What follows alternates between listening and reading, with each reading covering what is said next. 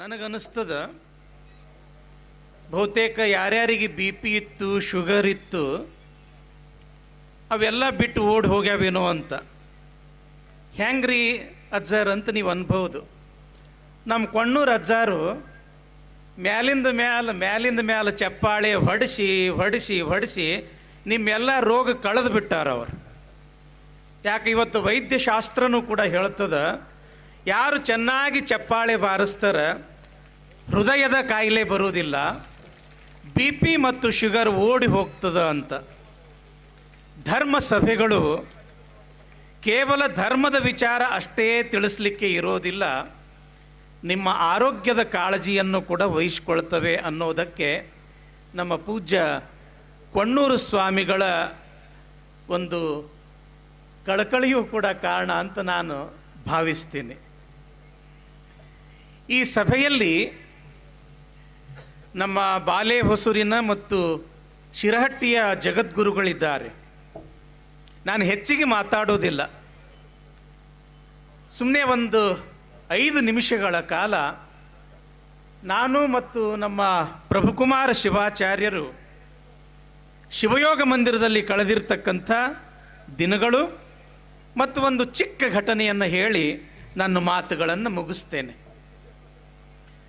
ಸಂಸ್ಕೃತದಲ್ಲಿ ಒಂದು ಶ್ಲೋಕ ಬರ್ತದೆ, ಶೈಲೇ ಶೈಲೇನ ಮಾಣಿಕ್ಯಂ ಮೌಕ್ತಿಕಂ ನ ಗಜೆ ಗಜೆ ಸಾಧವೋ ನಹಿ ಸರ್ವತ್ರಂ ಚಂದನಂನ ವನೆ ವನೆ ಅಂತ. ನಾವು ಕೈಯಲ್ಲಿ ಕೊರಳಲ್ಲಿ ಹಾಕ್ಕೊಳ್ತಕ್ಕಂಥ ಅಮೂಲ್ಯವಾಗಿರ್ತಕ್ಕಂಥ ರತ್ನಗಳನ್ನು ನೋಡ್ತೇವೆ. ಆ ರತ್ನಗಳು ಎಲ್ಲಿ ಸಿಗ್ತವೆ ಅಂತ ನಾವು ಕೇಳಿದ್ರೆ ದೊಡ್ಡ ದೊಡ್ಡ ಅಪರೂಪದ ಬೆಟ್ಟಗಳಲ್ಲಿ, ಪರ್ವತಗಳಲ್ಲಿ ರತ್ನ ಸಿಗ್ತವೆ ಅಂತ ಹೇಳ್ತಾರೆ. ಹಾಗಂದ ಮಾತ್ರಕ್ಕೆ ಎಲ್ಲ ಬೆಟ್ಟಗಳಲ್ಲಿ ಅಮೂಲ್ಯವಾಗಿರ್ತಕ್ಕಂಥ ರತ್ನ ಸಿಗ್ತವೇನೋ? ಇಲ್ಲ. ಲಕ್ಷ ಲಕ್ಷ ಬೆಟ್ಟಗಳಲ್ಲಿ ಯಾವುದೋ ಒಂದು ಬೆಟ್ಟ, ಅಂಥ ಬೆಟ್ಟ ಬಹಳ ಅಪರೂಪ ಅಪರೂಪ ಅಪರೂಪ. ಮೌಕ್ತಿಕಂನ ಗಜೆ ಗಜೆ. ಇನ್ನು ಮುತ್ತು ಎಲ್ಲಿ ಸಿಗ್ತವೆ ಅಂತ ನಾವು ಕೇಳಿದ್ರೆ ನೀವು ಹೇಳ್ತೀರಿ, ಅಪ್ಪರೇ ಸಮುದ್ರದಲ್ಲಿ ಸಿಗ್ತವೆ ಮುತ್ತುಗಳು ಅಂತ. ಮುತ್ತು ಸಿಗ್ತಕ್ಕಂಥ ಇನ್ನೊಂದು ಅಮೂಲ್ಯವಾಗಿರ್ತಕ್ಕಂಥ ಸ್ಥಾನ ಅದೇ, ಅದು ಆನೆಯ ಮಸ್ತಕ. ಹಾಗಂದ ಮಾತ್ರಕ್ಕೆ ಎಲ್ಲ ಆನೆಯ ಮಸ್ತಕಗಳಲ್ಲಿ ಮುತ್ತು ಸಿಗುವುದಿಲ್ಲ. ಲಕ್ಷ ಲಕ್ಷ ಆನೆಗಳಲ್ಲಿ ಯಾವುದೋ ಒಂದು ಆನೆಯ ಮಸ್ತಕದಲ್ಲಿ ಮುತ್ತು ಸಿಗುತ್ತದೆ.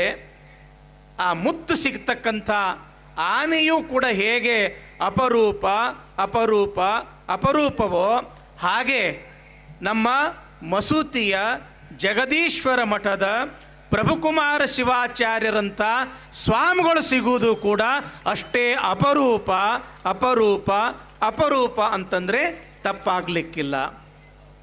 ಹ್ಯಾಂಗ್ರಿ ಅಜ್ಜಾರ್ ಅಂತ ನೀವು ಕೇಳಬಹುದು. ನಾವು ಅನೇಕ ಜನ ಸ್ವಾಮಿಗಳನ್ನು ನೋಡ್ತೀವಿ, ಮತ್ತು ನಮ್ಮ ಸ್ವಾಮಿಗಳಿಗೆ ನೀವು ಬಹಳ ಅಪರೂಪದ ಸ್ವಾಮಿಗಳು ಅಂತ ಕರಿತೀರಲ್ಲ, ಹ್ಯಾಂಗ ಅಂತ ನೀವು ಕೇಳ್ಬೋದು. ಶಿವಯೋಗ ಮಂದಿರದೊಳಗೆ ನಾವು ಕಲಿತಕ್ಕಂಥ ಸಮಯದೊಳಗೆ ದೊಡ್ಡ ದೊಡ್ಡ ಮಠದ ಭಕ್ತರು, ಸ್ವಾಮಿಗಳು ತಮ್ಮ ಮಠಕ್ಕೆ ಮರಿಬೇಕು ಅಂತ ತಿಳ್ಕೊಂಡು ಶಿವಯೋಗ ಮಂದಿರದೊಳಗೆ ಆಯ್ಕೆ ಮಾಡಕ್ಕೆ ಬರ್ತಿದ್ರು. ಆಯ್ಕೆ ಮಾಡ್ತಕ್ಕಂಥ ಸಮಯದೊಳಗೆ ನಿಮ್ಮ ಮಠಕ್ಕೆ ಏನದ, ಎಷ್ಟು ಎಕರೆ ಜಮೀನದ, ಎಷ್ಟು ಶಾಲೆ ಕಾಲೇಜುಗಳದಾವ, ಮಠದ ಬಿಲ್ಡಿಂಗ್ ಎಷ್ಟು ದೊಡ್ಡದದ, ಬ್ಯಾಂಕಿನೊಳಗೆ ಎಷ್ಟು ಲಕ್ಷ ಅಥವಾ ಕೋಟಿ ಬ್ಯಾಲೆನ್ಸ್ ಐತಿ ಅಂತ ತಿಳ್ಕೊಂಡು ಕೇಳ್ತಿದ್ರು. ನಮಗೆ ಉಪ್ಪಿನ ಬೆಟಗೇರಿ ಮಠಕ್ಕೆ ಮಾಡ್ತಕ್ಕಂಥ ಸಮಯದೊಳಗೆ ನಮ್ಮ ಮಠಕ್ಕೆ ಆಗಬೇಕ್ರಿ ದೇವರು ಅಂತ ನಮಗೆ ಕೇಳಿದಾಗ ನಾವು ಕೇಳಿದ್ವಿ, ನಿಮ್ಮ ಮಠಕ್ಕೆ ಆಸ್ತಿ ಏನದ? 40 ಎಕರೆ ಜಮೀನದ, ಶಾಲೆ ಕಾಲೇಜ್ ಅದಾವ, 10 ಶಾಖಾ ಮಠ ಅದಾವ, ಮತ್ತು ಇನ್ನೂ ಸಾಕಷ್ಟು ಆರ್ಥಿಕವಾಗಿ ಸಂಪತ್ತು ಸಾಕಷ್ಟು ಅದ ಅಂತ ತಿಳ್ಕೊಂಡು ನಮಗೆ ಹೇಳಿದ್ರು. ಹಾಗಾದ್ರೆ ನಾವು ಮಠಕ್ಕೆ ಹಾಕ್ತೀವಿ ಅಂತ ನಾವು ಒಪ್ಕೊಂಡ್ವಿ. ಯಾವಾಗ ಇನ್ನೊಂದು ಸಂದರ್ಭದೊಳಗೆ ಇನ್ನೊಬ್ಬ ನಮ್ಮ ಹಾವೇರಿ ಜಿಲ್ಲೆಯ ಒಬ್ಬರು ಸ್ವಾಮಿಗಳು, ಭಾಳ ದೊಡ್ಡ ಸ್ವಾಮಿಗಳು, ತಮ್ಮ ಮಠಕ್ಕೆ ಮರಿಬೇಕು ಅಂತ ಬಂದರು. ಅವರು ಯಾರನ್ನ ಆಯ್ಕೆ ಮಾಡಿದ್ರು ಅಂತಂದ್ರೆ ನಮ್ಮ ಪ್ರಭುಕುಮಾರ ಶಿವಾಚಾರ್ಯರನ್ನು ಆಯ್ಕೆ ಮಾಡಿದ್ರು. ಯಾಕೆ ಆಯ್ಕೆ ಮಾಡಿದ್ರು ಅಂತಂದ್ರೆ ನಮಗೆ ಕಲಿಸ್ತಕ್ಕಂಥ ಸಮಯದೊಳಗೆ ಕೆಳದಿ ರಾಜಗುರುಗಳು ಅಂತ ನಮ್ಮ ವಿದ್ಯಾಗುರುಗಳಿದ್ದರು, ಮತ್ತು ದುಧನಿಯ ಮೌನಯೋಗಿ ಮಹಾಸ್ವಾಮಿಗಳು ನಮಗೆ ಯೋಗವನ್ನು ಕಲಿಸಾಕ ಇದ್ದರು.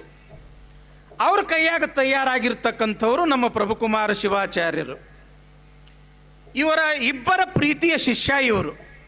ಆ ಸ್ವಾಮಿಗಳು ಇಲ್ಲ, ಇಬ್ಬರ ಮಹಾತ್ಮರ ಕೈಯೊಳಗೆ ಇವರು ತಯಾರಾಗ್ಯಾರ ಅಂದ ಬಳಿಕ ನಾವು ಇವರನ್ನ ಮಾಡ್ಕೋತೀವಿ ಅಂತ ತಿಳ್ಕೊಂಡು ಅವ್ರು ಹಠ ಹಿಡಿದ್ರು. ಆವಾಗ ಆ ಅಜ್ಜಾರು ಕೇಳಿದ್ರು, ಏನ್ರಿ ನೀವು ನಮ್ಮ ಮಠಕ್ಕೆ ಹಾಕ್ತೀರೇನು? ಭಾಳ ದೊಡ್ಡ ಆಸ್ತಿ ಅದ, 200 ಎಕರೆ ಜಮೀನದು, ಒಂದು ಹೈಸ್ಕೂಲ್ ಅದ, ಒಂದು ಕಾಲೇಜ್ ಅದ, 4 ಶಾಖಾ ಮಠಗಳದವ, ಮತ್ತು ಸಾವಿರಾರು ಭಕ್ತರದಾರ, ಮತ್ತು ನೀವು ನಮ್ಮ ಮಠಕ್ಕೆ ಆಗಬೇಕು ಅಂತ ಅವರು ಪ್ರಭುಕುಮಾರ ಶಿವಾಚಾರ್ಯರಿಗೆ ಕೇಳಿದ್ರು. ಆವಾಗ ಇವ್ರಂದ್ರು, ನಾ ಆಗೋದಿಲ್ರಿಪ್ಪ. ಯಾಕೆ ಆಗೋದಿಲ್ಲ? ಈಗಾಗಲೇ ನಾವೊಂದು ಮಠಕ್ಕೆ ಸ್ವಾಮಿಗಳು ಅದೀವಿ. ಯಾವ ಮಠ? ಮಸೂತಿ ಜಗದೀಶ್ವರ ಹಿರೇಮಠ. ಆ ಮಠಕ್ಕೆ ಆಸ್ತಿ ಏನದ? ಆಸ್ತಿ ಏನೂ ಇಲ್ಲ ಭೌತಿಕವಾಗಿ. ಆದ್ರೆ ಮತ್ತು ಆಸ್ತಿ ಇಲ್ಲ ಅಂಥೇಳಿ ಅಂತೀರಿ, ಆಸ್ತಿ ಇದ್ದ ಮಠ ಬಂದದ, ನೀವು ಯಾಕೆ ಅನ್ನಕತ್ತೀರಿ ಅಂದ ಬಳಿಕ ಅವ್ರು ಏನಂದ್ರು ಗೊತ್ತದೇನು? ನಿಮ್ಮ ಅಜ್ಜಾರು ಪ್ರಭುಕುಮಾರ ಶಿವಾಚಾರ್ಯರು, ಬುದ್ಧಿ, ನಿಮ್ಮ ಮಠದಂಗೆ ನಮ್ಮ ಮಠಕ್ಕೆ 200 ಎಕರೆ ಜಮೀನು ಇಲ್ಲದೇ ಇರಬಹುದು, ಶಾಲೆ ಕಾಲೇಜು ಇಲ್ಲದೇ ಇರಬಹುದು, ಲಕ್ಷಾಂತರ ರೂಪಾಯಿ ಬ್ಯಾಂಕ್ ಬ್ಯಾಲೆನ್ಸು ಇಲ್ಲದೇ ಇರಬಹುದು, ಕೋಟಿ ಕೊಟ್ಟರು ಕಡಿಮೆ ಅಂಥ ನನ್ನ ಮಠದ ಭಕ್ತರದರ ಸಾಕು, ಅದಕ್ಕಿಂತ ದೊಡ್ಡ ಆಸ್ತಿ ನನಗೆ ಮತ್ತೊಂದು ಯಾವುದೂ ಇಲ್ಲ.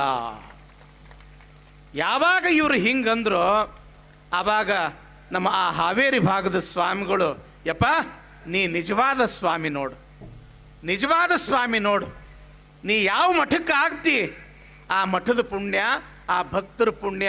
ಅದಕ್ಕೆ ನಾನು ಹೇಳಿದೆ, ಅಪರೂಪದಲ್ಲಿಯೇ ಅಪರೂಪ ನಮ್ಮ ಮಸೂತಿಯ ಪ್ರಭುಕುಮಾರ ಶಿವಾಚಾರ್ಯ ಮಹಾಸ್ವಾಮಿಗಳು. ನಮ್ಮಂಗೆ ಭಾಷಣ ಮಾಡೋರು ಸಹಿತ ಸಾಕಷ್ಟು ಜನ ಸಿಗ್ಬೋದು, ಇಲ್ಲ ಅಂತಲ್ಲ. ಆದರೆ ಯಾವಾಗಲೂ ಕೂಡ ಪೂಜಾ, ಜಪ, ತಪ, ಅನುಷ್ಠಾನ, ಬಡವರ ಬರಲಿ ಶ್ರೀಮಂತರ ಬರಲಿ, ಯಾವುದೇ ಜಾತಿಯವ ಬರಲಿ, ಯಾವುದೇ ಧರ್ಮದವ ಬರಲಿ, ಎಲ್ಲರೂ ನನ್ನವರು ಅಂತ ಒಪ್ಪಿಕೊಳ್ಳುವ ದೊಡ್ಡ ಗುಣ ಯಾರಾದ್ರಿಗೂ ಕೂಡ ಐತಿ ಅಂತಂದ್ರೆ ನಮ್ಮ ಮಸೂತಿ ಅಜ್ಜಾರಿಗೆ. ಅವ್ರ ಬಗ್ಗೆ ನಮಗೆ ಭಾಳ ಹೆಮ್ಮೆ ಅನ್ನಿಸ್ತದೆ. ನಾವು ಭಾಳ ದೂರ ಇದ್ವಿ, ಮಹಾರಾಷ್ಟ್ರದಾಗ ನಮ್ಮದೊಂದು ಮಠ, ಆ ಮಠದ ಕಾರ್ಯಕ್ರಮ. ಆದರೆ ಯಾವಾಗ ನಮ್ಮ ಮಸೂತಿ ಅಜ್ಜಾರು ನೀ ಬರಬೇಕಪ್ಪ ಅಂಥೇಳಿ ಅಂದರು, ನಾವೆಲ್ಲ ಬಿಟ್ಟು ಓಡ್ಕೊಂತ ಬಂದಿದ್ದೀವಿ. ಯಾಕೆ ಅಂತಂದ್ರೆ ನಮಗೆ ಅವ್ರ ಬಗ್ಗೆ ಇರತಕ್ಕಂಥ ಅಭಿಮಾನ ಆಶಾಪಾಶ ಮಾಡೋ ಸ್ವಾಮಿಗಳಲ್ಲ ಅವರು. ಇದ್ದದ್ರೊಳಗೆ ಸಂತೃಪ್ತಿ, ಇದ್ದದ್ರೊಳಗೆ ಸಮಾಧಾನ, ಇವರಿಗೆ ನಿಜವಾಗಿರ್ತಕ್ಕಂಥ ಸ್ವಾಮಿಗಳು ಅಂತ ಕರೀತಾರೆ.